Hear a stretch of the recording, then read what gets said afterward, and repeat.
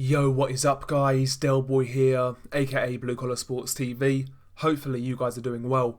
If you're new here, smash that like, hit subscribe, all of that good stuff. So this past weekend, Efe Ajagba won a 10-round point decision victory over durable American heavyweight journeyman Jonathan Rice. Now the reaction to that performance from the boxing public has been that of disappointment. You know, Efe Ajagba went the full 10 rounds. He was never really close to getting a knockout. He was kind of pedestrian, workmanlike, slow, stiff and one-dimensional. And it's got a lot of people saying that Efe Ajagba is no good and he's really going nowhere. Basically that he was a hype job.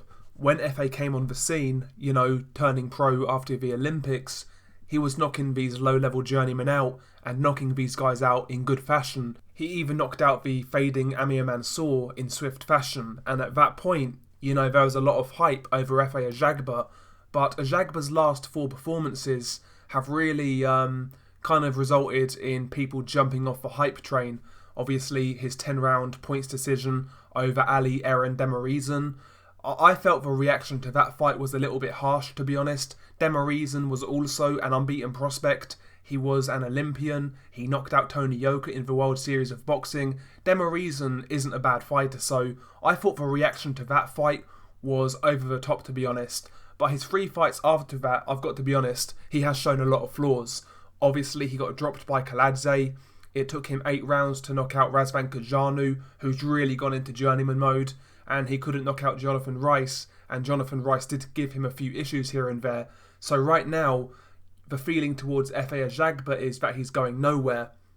Now, again, I wouldn't necessarily agree with that. According to his box rec, he is 26 years old. Whether we believe that or not, you know, that's up for debate. But let's say he is 26 years old. He does have a lot of time on his side. The guy is very raw, as we know. But the guy did turn to boxing relatively late from what I was reading. So, essentially, this guy is still a novice. And he needs a lot of seasoning, a lot of work. But I still think it's too early to completely write this guy off, to be honest. You know, heavyweight boxing and matchmaking for prospects is an extremely volatile business, as far as I'm concerned. You know, we've seen heavyweights get pushed too soon, and the results have been catastrophic for that fighter's career. Most notably, of course, David Price went in there with Tony Thompson after facing a bunch of low-level domestic opposition in the UK. He was knocking these guys out. Then he fought Tony Thompson, an experienced southpaw. We all know what happened. Then he took the immediate rematch, same result again, and ever since then, David Price hasn't been the same. His career was completely derailed, essentially. David Price went from being the heir to the Klitschko throne to a joke. That's what happened. Izu Agono, the Polish-Nigerian heavyweight prospect, again, knocked out a load of cab drivers in devastating fashion, was looking good, was getting a lot of hype. Then all of a sudden, one massive step up against Dominic Breazeale, a tough, durable, rugged guy with power. Look what happened. He got knocked out and he was never the same since. Shortly after that, he got in the ring again and fought a unbeaten Polish heavyweight prospect called Lukasz Rozanski. Unknown prospect, but Rozanski could punch and he knocked out Izu Agono. Again, Agono was never the same after that drastic step up against Dominic Breazeale. Matchmaking in heavyweight boxing is crucial to a fighter's development, even more so in the heavyweight division, it seems. So Efe Ajagba right now, yeah, the guy is showing flaws, but first and foremost, I think he's in the right place for him to be developed as a heavyweight contender. Top Rank, in my opinion, are the best in the game in regards to moving prospects and getting them the right fights at the right time and basically developing them as fighters and making them the best that they can be. So I think Efe Ajagba is in the ideal place right now in regards to his development. That is a positive. As for his training situation, obviously Efe Ajagba has recently moved trainers. He was with Ronnie Shields, now he's with Kay Koroma. So is Kay Koroma the right guy for Efe Ajagba? I'm not entirely sure. I would be much more comfortable if Efe had a trainer who was experienced and comfortable with heavyweights. I actually think someone like Sugar Hill, for example, would be a good fit for Efe Ajagba. Ajagba is a tall, big heavyweight with long reach, and he likes to use those straight punches.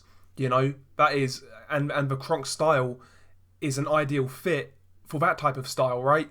So I think the training situation of Efe Ajagba does need to be looked at. I'm not convinced that Keiko Roma is the right guy to really handle his career, if I'm being honest.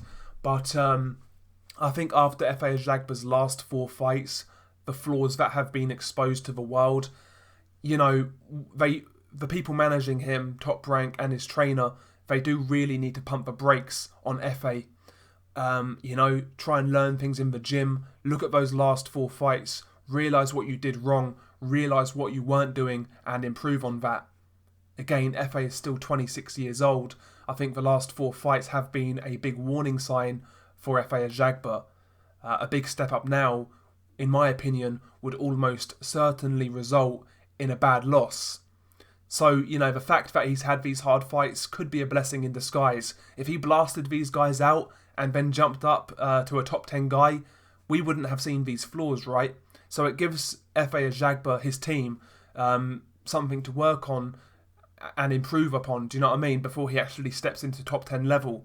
So, listen, it is what you make of it. I believe you can turn a negative into a positive. Right now, the energy around Efe Ajagba is negative based on his last 4 performances. But let's look at it in a positive way. Again, if he blasted those guys out and jumped into top 10 level, those same flaws that were there that weren't shown would have been exposed at a higher level. We know the flaws that Efe has. He's stiff, he's predictable, you know, he's kind of one-paced, his defense needs a lot of work. We know what Efe does wrong, and those 4 fights have exposed that, so it's time for Efe to go back in the gym and really work on that. And obviously, the type of fights he gets is going to be key to that, and also the sparring and training that he gets.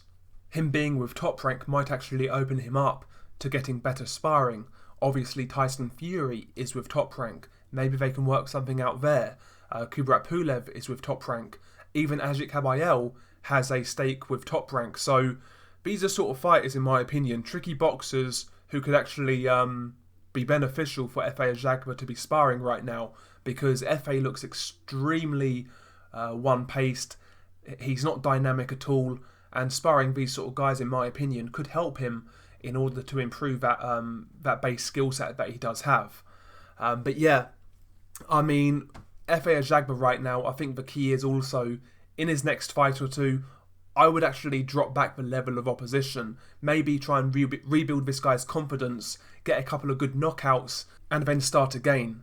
Because the last 4 performances and the backlash in regards to these performances must have knocked Efe Ajagba's confidence. When you're low on confidence, you know, you're not as capable of taking in information and learning and improving. I've been in that position myself in life. And at some point you do need to step back and actually almost start again, I guess. Do you know what I mean? Start from ground level and go back up. So, yeah, I think with Efe Ajagba, we are at a turning point. Either he's going to plateau and stay at this level, or, you know, he's going to use these negatives, turn them into positives and improve. To what extent he will improve, I don't know. Maybe he can become a solid top 10 contender.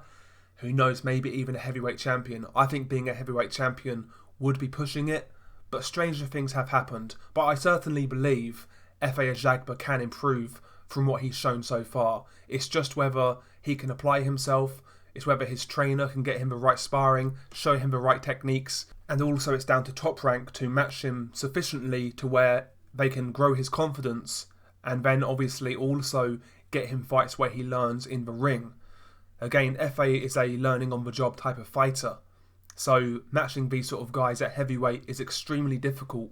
Like I said, matching heavyweights full stop is difficult. There's not a one-size-fits-all method. So it's going to be interesting to see how Efe Ajagba is moved from this point in his career. Who's he going to fight next? Who's he going to fight in the next 3 fights?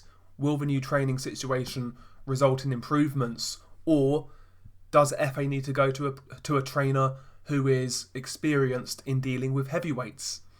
We shall see. Interesting topic here, in my opinion. I'm intrigued to hear your thoughts. Are you completely writing off Efe Ajagba? or do you actually still give him a chance? I'm not one of those people who writes off prospects straight away. I've seen prospects in the past in all weight classes look dodgy on the way up, but then they come into their own and actually have good careers. You know, Badu Jack is the guy who actually comes to mind straight away. I watched this guy's early fights and he looked nothing special. In fact, the guy got knocked out in one round by Derek Edwards. You know, but the guy went on to become a 2-weight world champion, had a really good career. So I certainly wouldn't write off Efe Ajagba, but it's clear he's got a lot of improvements to make. Anyway, share your thoughts below. It's been your boy Del Boy. I'm out. Peace.